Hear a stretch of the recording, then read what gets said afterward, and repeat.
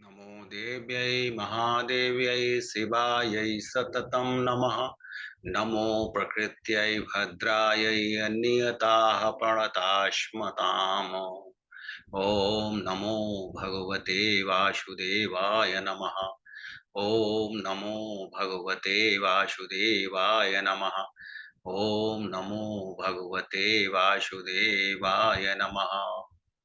देवियों एवं सज्जनों, गोस्वामी तुलसीदास जी महाराज द्वारा विरचित श्री रामचरितमानस के कतिपय व्यावहारिक प्रसंगों की श्रृंखला में अपना मंतव्य प्रस्तुत करने हेतु आप सबके समक्ष समुपस्थित।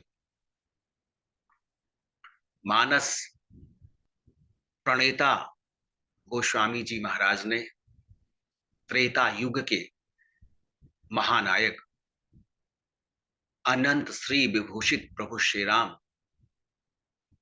के चरित्र का गुणगान किया है। उनके द्वारा की गई लीलाओं का विस्तृत विवेचन प्रस्तुत किया है। साथ ही गोस्वामी जी महाराज ने प्रभु श्री राम के जीवन चरित्र का वर्णन करने के साथ ही अनेक ऐसे संदर्भ इस महान ग्रंथ में समाहित करने का यत्न किया है, जिससे मानव कल्याण सहज ही दृष्टिगोचर हो जाता है।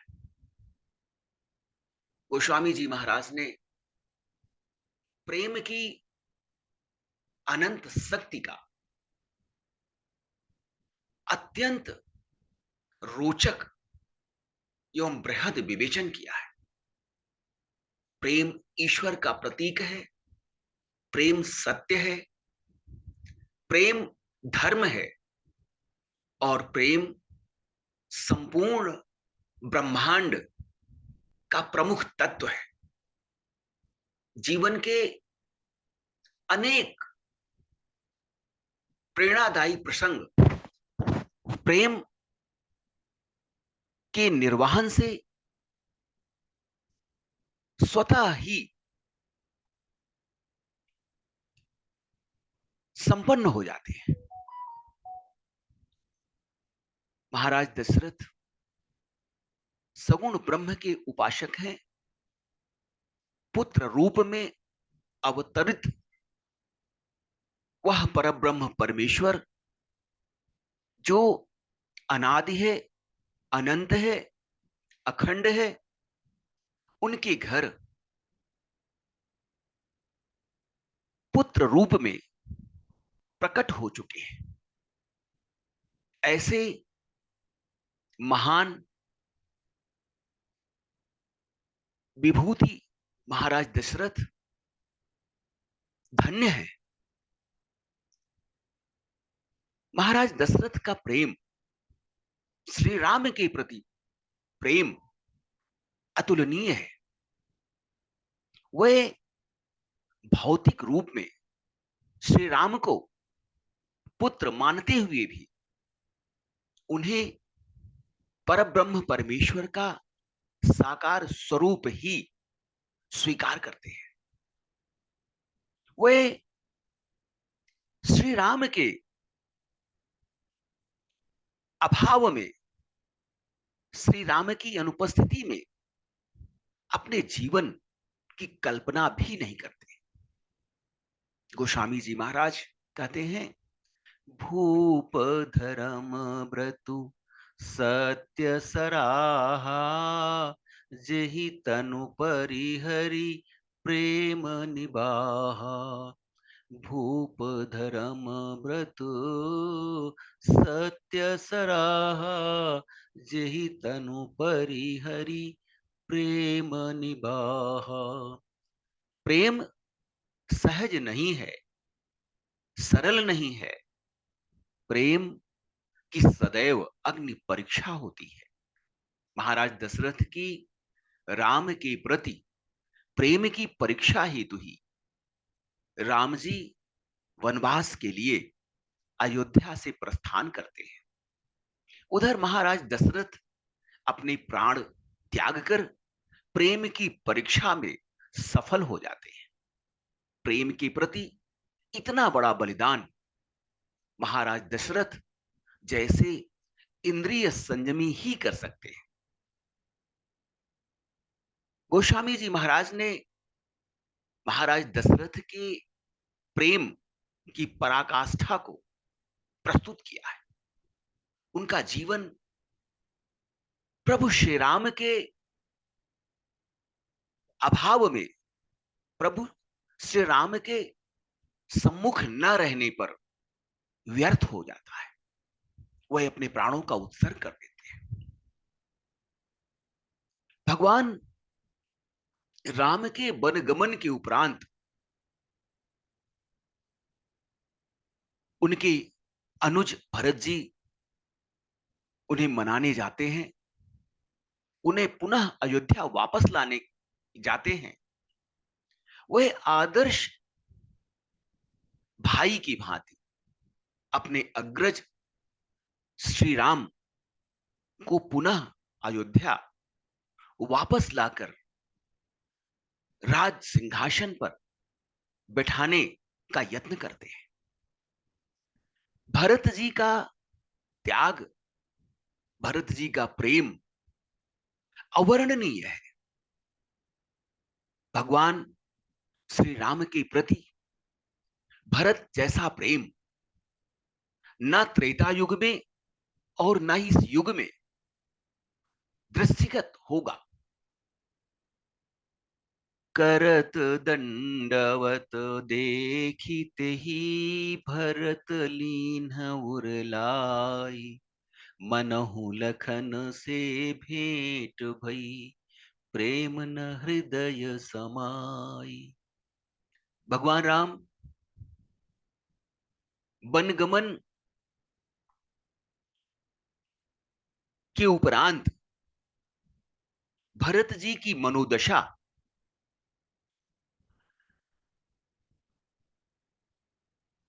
अपने भाई के प्रति स्नेह, अपने अग्रज के प्रति उनका समर्पण, उनकी भक्ति,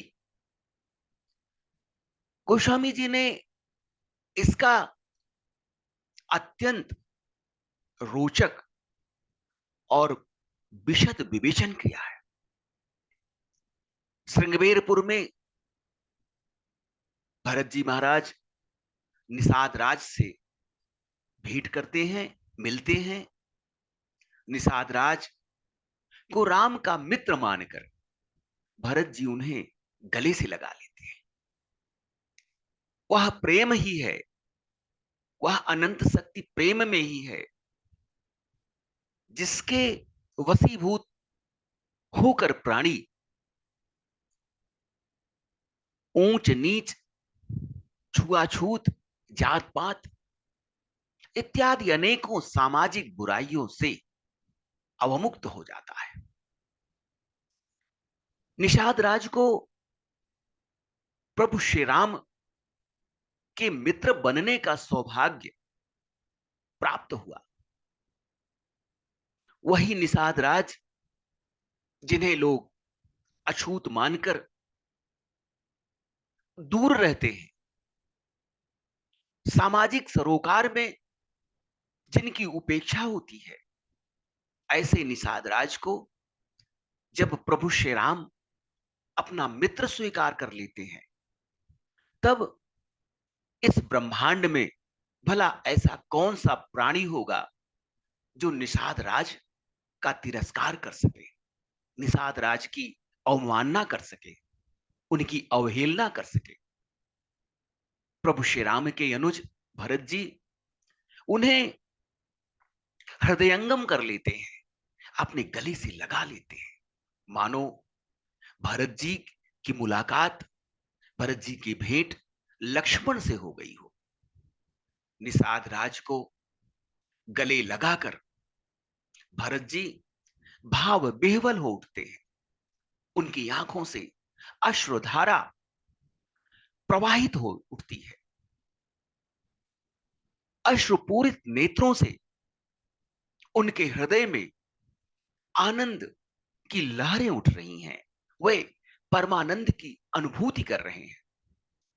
भेटत भरतु ताहि अति प्रीति, लोक सिंहाही प्रेम के रीति। धन्य धन्य धुनि मंगल मूला, सुर सराही तेहि बरसहि फूला।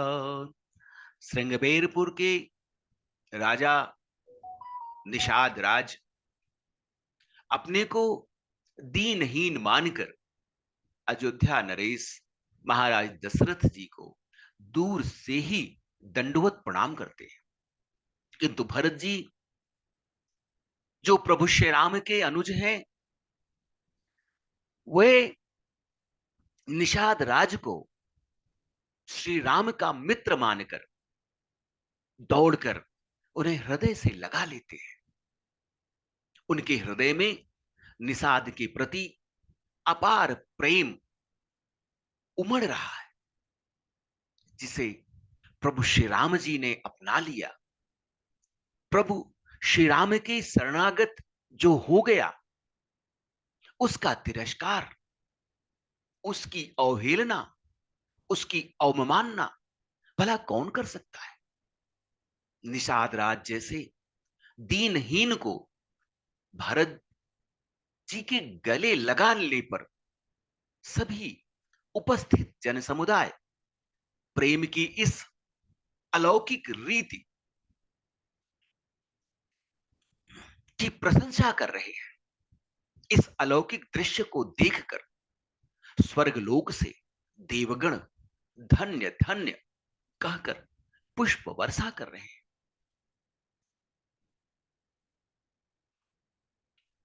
कहूं सुभावु सत्य शिव साखी, भरत भूमि रह राउरी राखी। तात कुतरक करहु जन जाए, अबैर प्रेम नहीं दुरई दुराए।